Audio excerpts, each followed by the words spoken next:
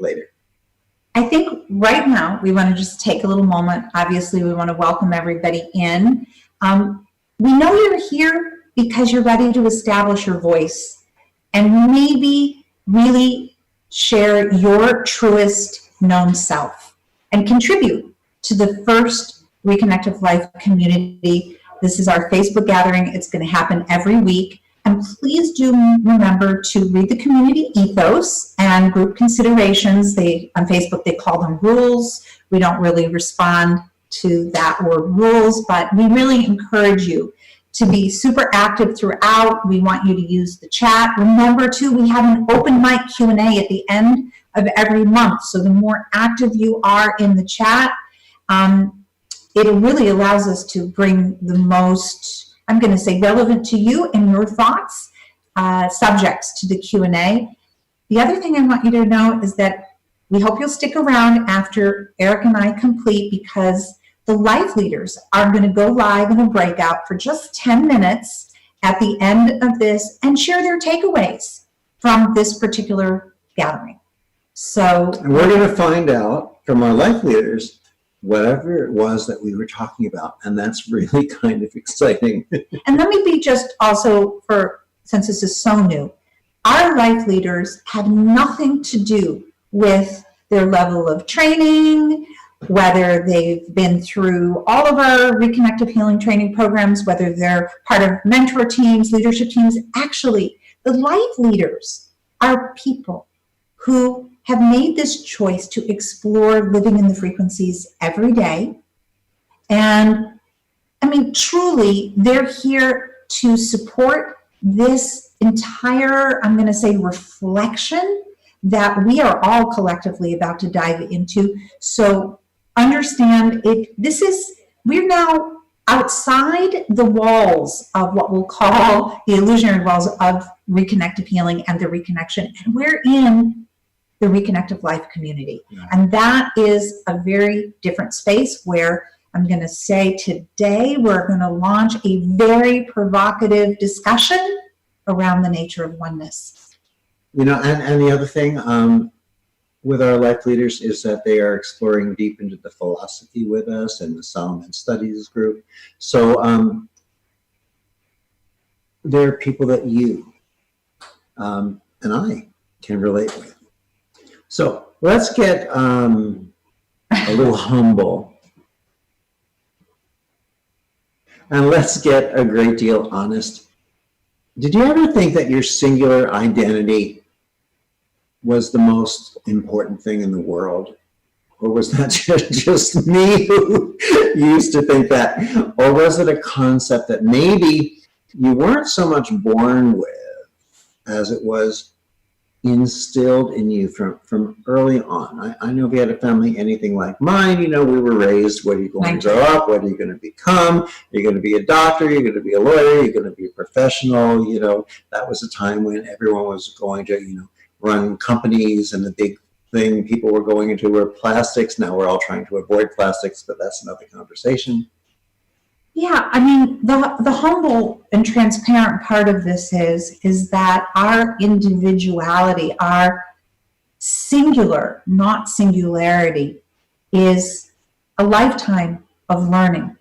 And, you know, whether you were aware of how focused the importance of your individual, I'm going to even say contribution, even around the word purpose.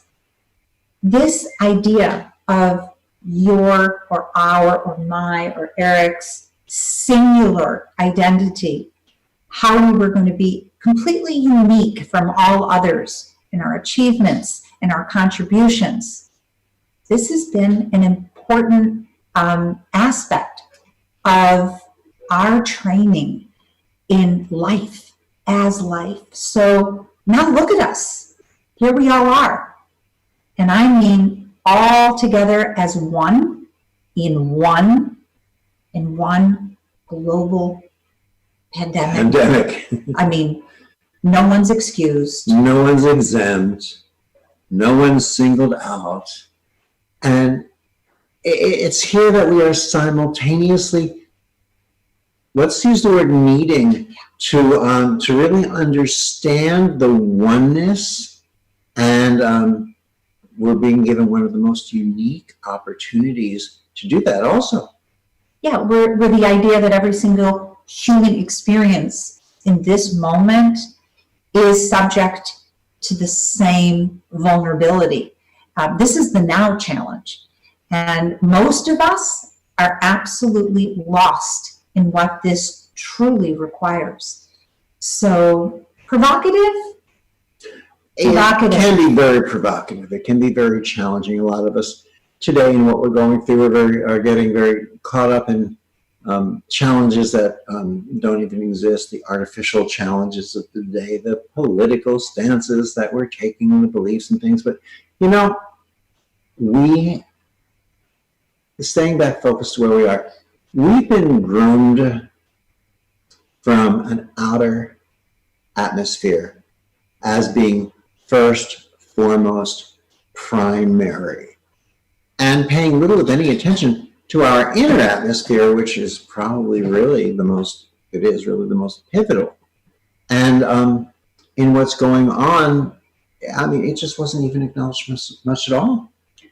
And maybe the anxiety that, I mean, I don't know about all of you, but the idea of anxiety that we as humans experience might even lie in the confusion of separateness. And I want to clarify that. The imbalance innately that somewhere in us says this separateness, this grand individual identity might be just an individual illusion, and therefore an unattainable illusion, despite everything we see around us, hear around us, everything we say, everything we know, and how we're told to strive, to find, to achieve. And really, could it be because of what's being served up as our polished, shiny gold, that special chalice that we're going after?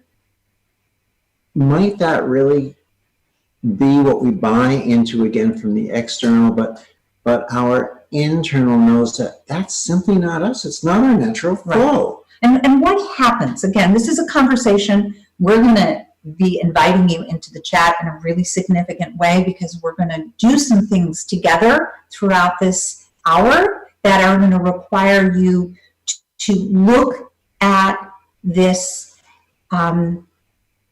illusion, even though how could it be an illusion when, again, it's the dynamic, it's the false outer atmosphere where our inner atmosphere is telling us we're not separate. And that inner voice telling us what we are is a connected species, birthed maybe as the activity of oneness, maybe even oneness experiencing itself. And how do we even get there? Yeah, and one intriguing thing we're going to touch on a little bit later on, so stay with us, is the concept of, if there's an illusion and yet we're all seeing the illusion, is there possibly a distinction between illusion and non-existence? But we're going to get into that a little later on. A few weeks in our conversation. So everything we're going to do is we're going to explore, and we're going to dissolve. We're going to expose this veil behind. Yes. We're going to explore, we're going to expose, and we're going to dissolve it. So I'm going to raise as sort of a beginning, just a consideration. I'm going to call it a thought because it's going to require a thought. Is it possible we've confused oneness with being the one? Is there only oneness and we are that oneness? So just put into the chat, what does oneness have to do with being the one? Everything we've been groomed in life to be the one prophet, to be the one healer, to be the one athlete, to be the one number one. How is that really a total juxtaposition Really? to the entire concept of oneness. So again, Eric, you were so To be right. the- We're going to explore, we're going to expose, and We're going to dissolve it. Maybe. Maybe, what's a little dissolution between friends? So today's initial conversation is going to be leading us into many topics that will be coming up over the upcoming weeks. Remember, it's not always about finding the answer, an answer, or answers. It's about opening a door. It's about opening doors. And let's explore some of our biggest fears today around oneness, among other things. so we want to explore fears around oneness. We're going to expose some of them, and some of you and we might start to dissolve them. We're also going to look at our biggest joys.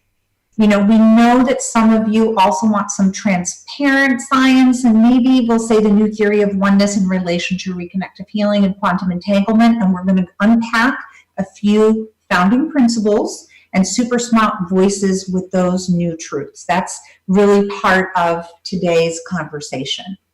But let's do it. You want to start? Let's start dive in. with some of the big fears around oneness. Might as well clear that shit out right away, huh? Are you allowed to say those words? I don't know. It was one word. It was a syllable. Okay, we might have to bleep. Okay, we'll bleep. What the bleep? Anyway, some of the biggest fears are, A, that we will lose identity. We'll lose our identity. Here in oneness, there is no self. There is no other. And yet we are so used to existing with the concept of self versus other. Right. And holding on to the gifts. Well, what are those gifts? So let's talk about the idea, wealth. Look at the way in which we are afraid to separate based on have and have not, haves and have-nots.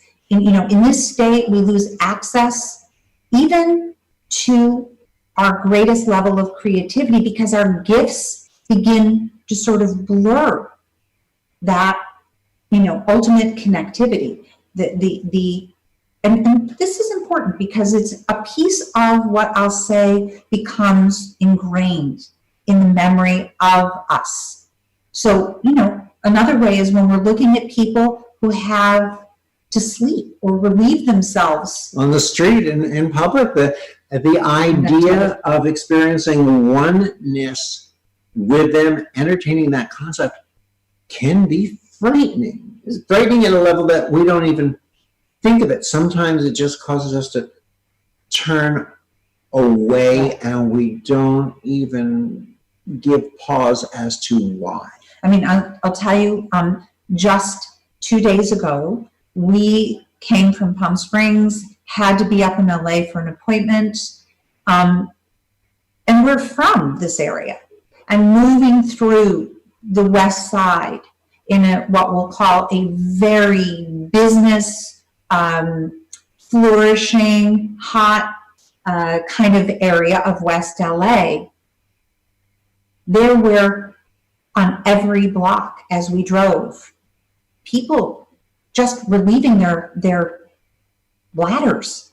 I mean, just walking along the sidewalk, not one or two, multiple people, homeless, with no where for, let's just say, the normal pathways to hide them during this pandemic, where normal activities or businesses that were not in operation due to the oneness that we're all sharing during this period of time, the veil of what exists as us was there. But interestingly enough, a lot of us who never had that feeling of that interaction before are starting to experience a little more here, a little more there.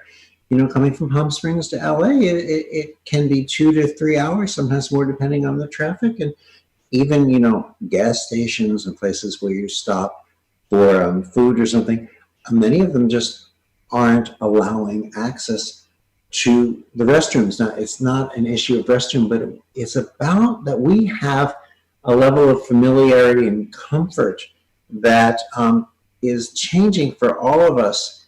And maybe some of that is allowing ourselves to better see ourselves in others and others in ourselves when we start to have a shared experience that no longer can be denied simply by averting our eyes. Right. And oneness isn't really considered in most settings good for what we'll call capitalism or businesses. Socialism or socialistic settings where people are cared for, meaning it isn't about your status, it isn't about how much money you make, it isn't about your reputation, your purpose, identity. There are just basic levels that are accessible and available for everyone. And we associate that with certain things. We might associate oneness with, as you suggested, communism or socialism, everyone's being the same, and then we go, well, we don't want that, because forced oneness doesn't work, as we saw in a lot of those societies and those governments before. And yet, because that is the external, and yet the internal recognition of oneness is an exquisite experience, but we're still in the fears. Right. And the fear that we might lose our identity, like the disappearance of a wave into the ocean. Is the wave gone? But yet isn't, because it's part of the ocean. It's our ego that struggles for identity, because our ego is in the fear of non-existence, of losing itself forever. Ego, we can call it personality. We can recognize it as a state of judgment and comparison, whatever we want. It's a fear of losing ourselves. It's a struggle to maintain an external or an artificial sense of identity. Well, you're continuing to speak about an artificial. So put into a chat, again, what is your identity or understanding as oneness in your daily life? Not your spiritual ethos, not your religious or I'm going to say devotion towards one particular way philosophically. How is it, and again, we really want an active chat, so how is it that you express the fullness of oneness, connected oneness? And what is the biggest fear that you carry around that? I mean, it's worthiness a lot of the times, but fear that we are not worthy to be everyone and everything with everyone and everything. And part of that is subliminally reinforced in us. Religions, not necessarily spirituality, but some religions teach that there must always be a hierarchy. The Father above the Son above all humans. One religion is saying that they're chosen, another saying that they're the only true religion, some being the most recent saying that now they're the only true religion. There's a lot of comparison and judgment that is not in spirituality, and yet is taught within religion. And do we hear these voices playing in the back of our heads that we're not aware of? Or the voices of our parents or grandparents or other authority figures? Are we listening to, again, the external enforcement of limitation and separation that sometimes doesn't allow us to listen to the inner environment and the knowingness that we are all one and in unity? So I can say that most of us, if you're, being honest, have struggled for some level of individuality to define, again, your position. And oneness brings up an illusion or a defeat in the beginning, right? Because what might others say if you are indeed like everyone else? What is the mundane when we become and we perceive ourselves in others and others in ourselves? Again, not on a polite, spiritual, kind, generous, let's use the word gratitude. I'm so in gratitude that I'm really feeling only joy and not fear. So where are those moments where the gratitude allows you to merge so deeply in your, not in your meditation, but in your everyday life, where as you walk down the street and someone literally is going to relieve their bladder because they don't have a place to go. But you know what's really happening is often we find ourselves in judgment of ourselves. Sometimes we judge ourselves in advance of the fear of being judged by the others. If we're all one and the same, who will want us or value us in our career? Who will want us or value us as that special partner in our lives? And often when we think of the fear of oneness, we think of what might we have to give up. Our boundaries, our borders, our allegiance to groups or societies or countries or religions, our property lines. And what if we suddenly no longer desire our fancy car, our big house? In a moment of perceived spirituality, the moment we give it all up. In a moment of egoless spirituality and unity, we give everything away. And then the back of our inner voice, our outer voice talking inside of our head says, and what if we come back to our quote unquote ego-based senses? Then what will we have? What will we do? Okay, lots of fears that we are tossing around. Let me ask, do we have the chat up? Hello, I'm looking. I've got one other fear that I'm going to just share. Okay. The fear of once we get there, might we hit just total boredom, like having to kick back on a cloud and listen to heart music for eternity when sometimes we just want to play a little Nirvana. Sounds like the same place. Music's a lot better. So again, I'm not able to see the chat right now for some reason. We'll have to get that sorted out. But I guess if you can, and if you can't type into the chat, we'd love you to explore with us this first exercise, this interaction. What was the first time that your individual identity became a matter of everything as you saw it? It was success or failure, life or death. What was the moment that you recall that to be your individual identity was of ultimate importance? Ultimate importance. Really? Was it success or failure, life or death, as we said? Just, we want you to capture that. Again, piece of paper, live chat. Again, really this is a conversation that's going to unpack itself over many weeks from many different, I'm going to say, parts of ourselves. So just even give it some consideration. I'm going to just restate it again. The first time that your individual identity became a matter of everything as you saw it. I'm going to say that when my son was born,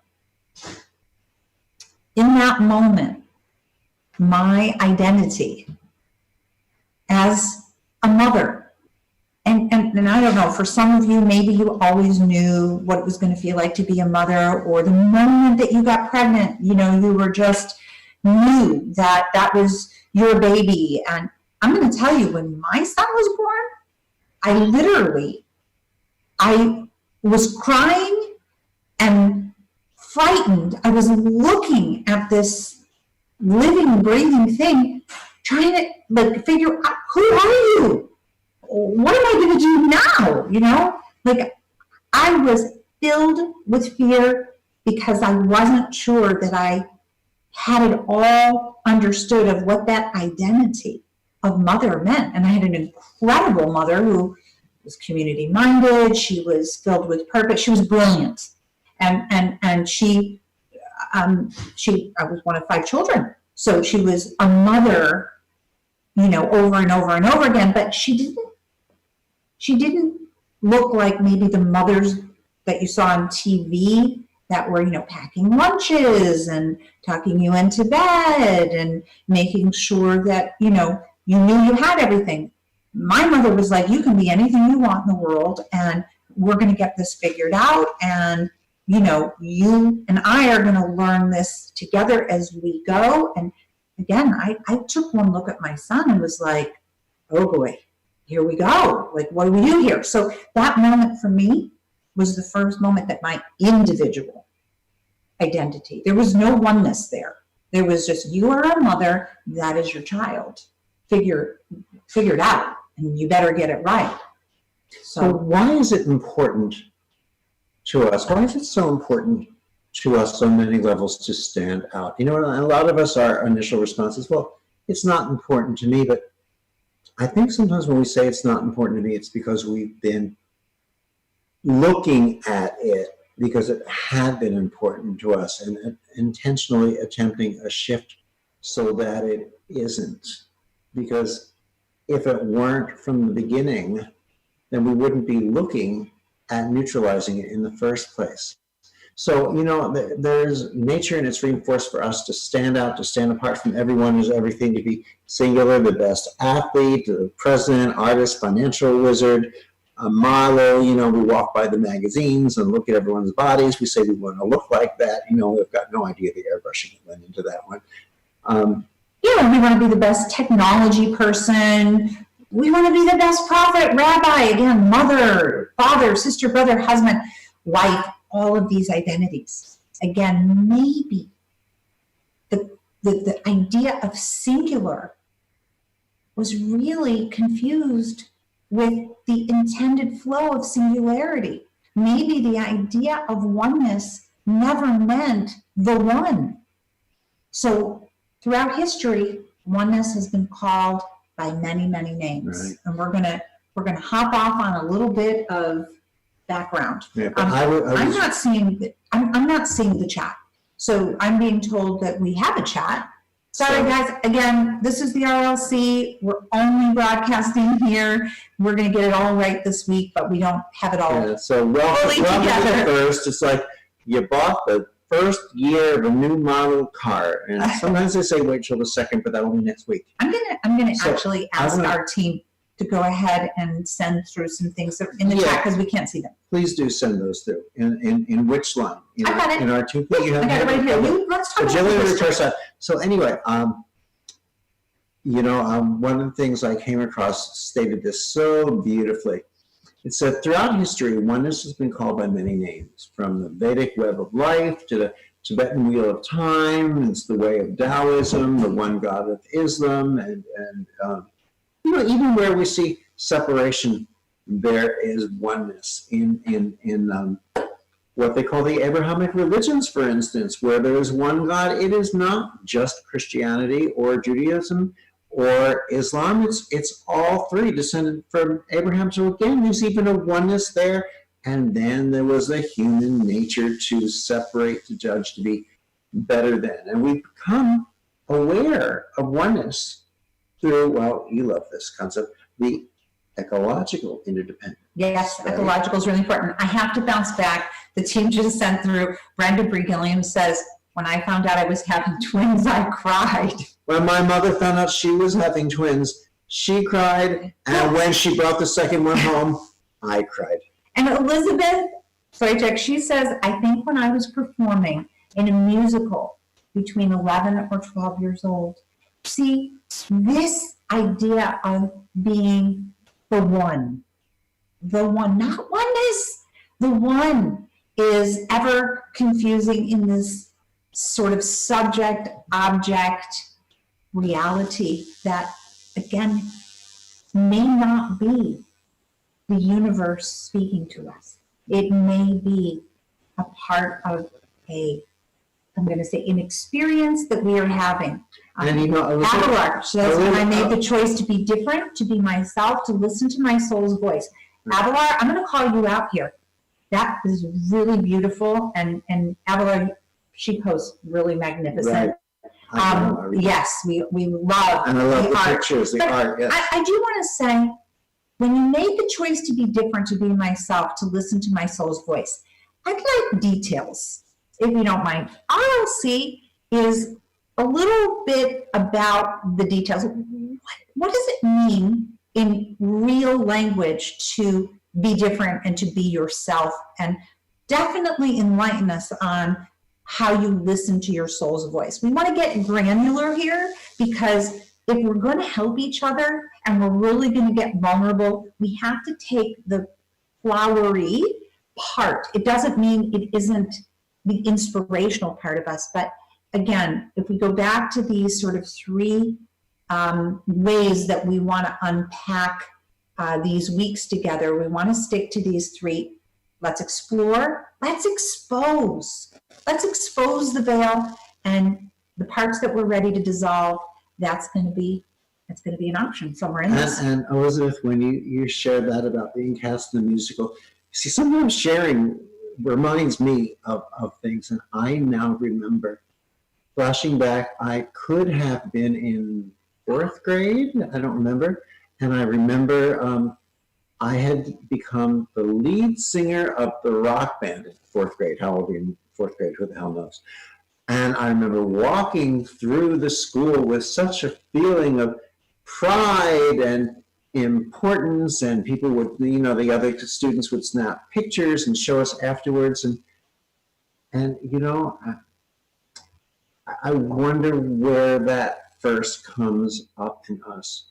To want that singularity. Julie Stone, yeah. I'm just going to bring this up too. Julie says, when I started exploring my adoption status in my 40s and found my birth family, it was all about me. I always say I opened a can of worms. Who was I really? I think I always had a sense of aloneness, anxiously living my life. See, all of these connectivity points, our heritage, our lineage. Look at even the spiritual and scientific part, our lineage and our DNA. All this specific identity. Singularity doesn't speak in the language of any of these things. So again, we're just exploring. Obviously, we have to live in the world that we're perceiving, even if we possibly are just consciousness experiencing itself, and we're just an activity in the mind of consciousness somewhere. And at this point, we're just going to explore. So these so are it helps us see how sacred life is, how vulnerable and powerful we as human beings are in this vast universe. And oneness really is a life force. It's a power, it's a consciousness, and it's a dimension of existence in which we are all interconnected. And as we move beyond even the concept of multiple dimensions into an ongoing scalar expansion, we find an even greater interconnectedness. And Alejandro, I'm with you, totally. Alejandro says, I think meeting family expectations separate us from oneness. We are sold the idea of you are worth as much as your accomplishments or the material goods you have. And listen, I'm going to say that's a very honest and universal experience that many humans have, having nothing to do with what country you were born in, what color you are, what language you speak. How did that theme become so universal? And we live it. So we absolutely live it. So what we discover is that through the reconnected healing frequencies, we're enabled, not unable, enabled to not only take part in this tangible interaction with conscious energy, but it also allows us to transcend the limitations of our minds, the limitations we create, and experience a true connection with humanity, the planet, with the cosmos, because here is where we can truly, let's say, appreciate that connection is not just like a filament of energy that joins us all together, but that, well, as you say, that the hand that we observe, that we notice and we experience as our own hand, is actually the hand that belongs to the person we're interacting with, and is it not also the hand of God figuratively, metaphorically speaking, of source of consciousness, you know, arose by any other name, we've entered into the recognition of quantum entanglement, Okay. which is another way of looking at oneness. Okay, Melanie, I think that this sums something up in 2 sentences. Melanie Beck says, I feel so connected and so lost at the same time. Right. Okay, let's just go to the truth.